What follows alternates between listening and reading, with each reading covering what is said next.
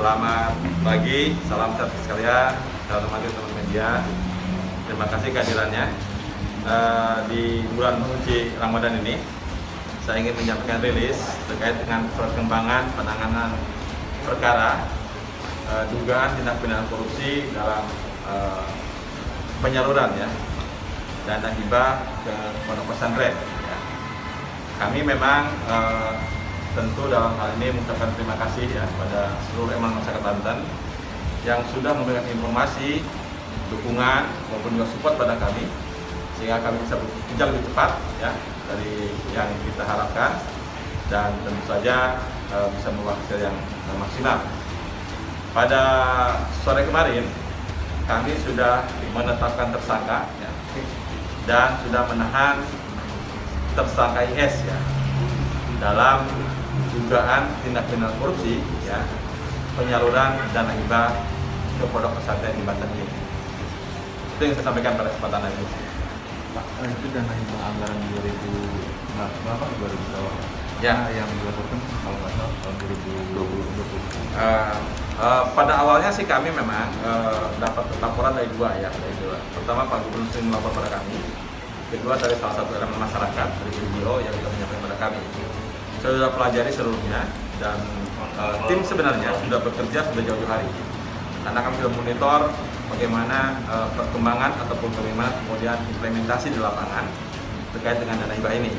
Ini tidak hanya terbatas pada 2020 saja, tapi juga dari 2018, 19, dan 2020. Nah, sementara ini akan kami dalami lagi selanjutnya untuk kemudian kita mencari lagi siapa yang bisa kita minta pertanggung jawab secara pidana. Apakah masih ada kemungkinan, Pak? Insya Allah. Karena sangat banyak dan kemudian juga kami juga sudah meminta keterangan dari pihak-pihak pondok pesantren Jadi kurang lebih posisinya seperti ini Jadi pertama ada dugaan memang pesantren fiktif. Jadi seolah-olah dapat bantuan, tapi kemudian pesantren tidak pernah ada.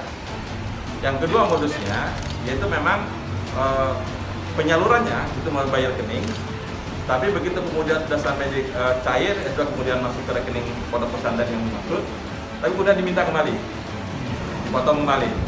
Jumlahnya bervariasi Bahkan ada pondok pesantren yang kemudian mengaku itu mendapatkan dana yang di luar daripada yang seharusnya didapat.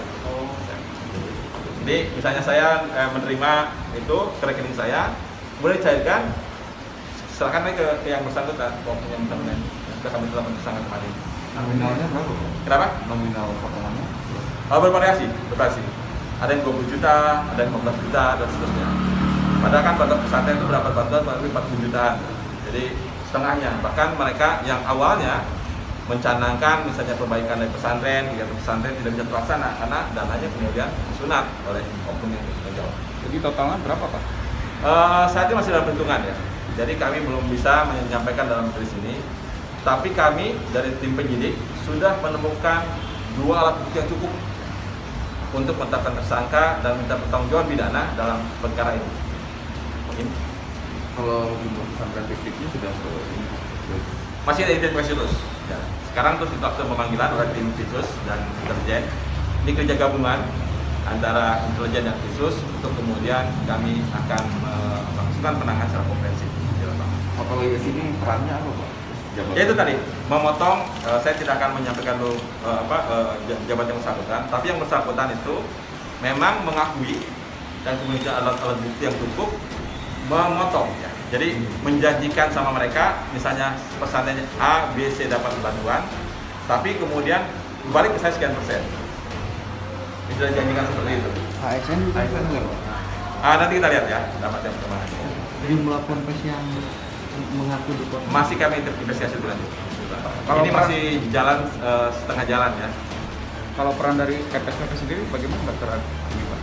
Tetap kami akan minta minta keterangan, akan kita investigasi lebih lanjut semua pihak semua pihak yang terlibat ataupun yang terkait dengan perkara ini. Sejauh ini pihak mana saja, Pak, yang terlibat?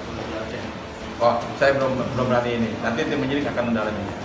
Soal potensi kerugian kira-kira berapa? Karena kan per tahun beda tuh. Anggarannya 2020 117 miliar, kemudian 2021 120 miliar. Betul.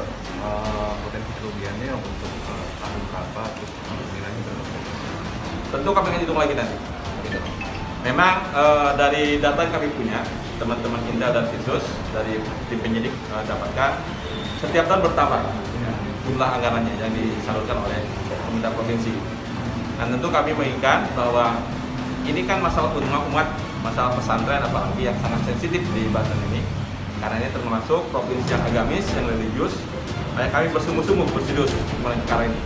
Sehingga kami kemarin tim penyidik dari Kejaksaan Negeri Banten kerja maraton untuk segera kemudian menetapkan tersangka dan kemudian minta pertanggungjawaban. Termasuk kami akan mendalami nanti pihak-pihak lain nanti yang kemudian terlibat. Jadi tidak ada kemudian yang tutup-tutupi, tidak ada kemudian kami pilah-pilah agar kemudian melaksanakan kegiatan. Oke, cukup ya. Boleh.